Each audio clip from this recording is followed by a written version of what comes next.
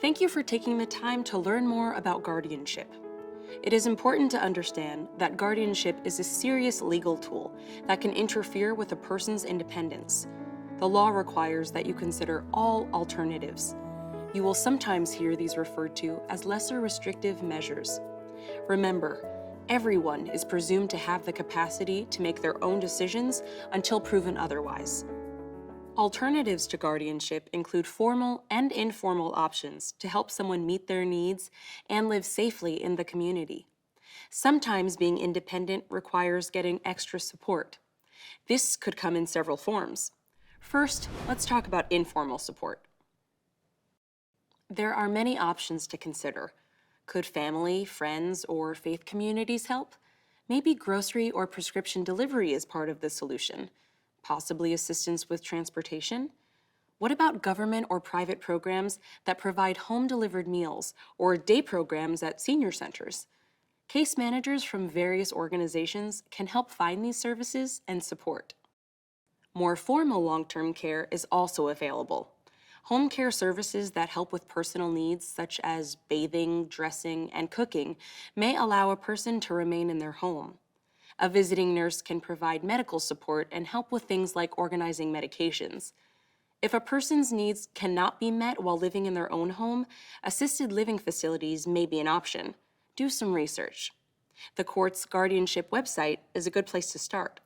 Here, you will find a resource page with lots of information. There are also informal steps you can take to help with finances. For example, consider direct deposit and automatic bill payment. You may want to consider financial management companies or bill payer services that help organize and pay bills. Social Security has a representative payee program where you can manage income on someone's behalf. You can also reach out to pension and retirement benefit companies that may have similar programs. More formal arrangements might include a power of attorney or a trust. First, let's talk about powers of attorney. Using a power of attorney document, you can give someone legal authority to make financial, property, and other non-healthcare decisions for you. You get to decide what powers they have. They can pay bills, conduct banking transactions, buy or sell property on your behalf, and much more. As long as you have capacity to do so, you can always change the powers granted, the person you gave powers to, or revoke the power of attorney entirely. You can also specify that the document stays in place, even if you later become incapacitated. Next, let's talk about trusts. In simple terms, when you create a trust, you transfer money or other assets to a trustee who manages the money for you. Trusts are sometimes set up to help people qualify for benefits such as Medicaid. Trusts are complicated. If you're interested in learning more about trusts, talk to a lawyer. Let's move on and talk about two types of advance directives: healthcare proxies and living wills. There are legal documents known as advance directives that can help make sure your healthcare wishes are honored in the future. One important type of advance directive is a healthcare proxy. With a healthcare proxy, you give a trusted person the ability to make healthcare decisions only when you are unable to make those decisions for yourself. It is important that you trust this person and they understand your wishes. Another common type of advance directive is a living will. In a living will, you can specify in writing your preferences about medical care should you become incapacitated. This is particularly helpful if you are involved in a serious accident or facing end-of-life decisions. If someone isn't able to make healthcare decisions and doesn't have a living will or healthcare proxy, they still don't necessarily need a guardian. New York State has a law in place that tells hospitals and nursing homes who in your life can make these decisions for you. This is called the Family Healthcare Decisions Act. You can find more information about this law on the Guardianship resource page.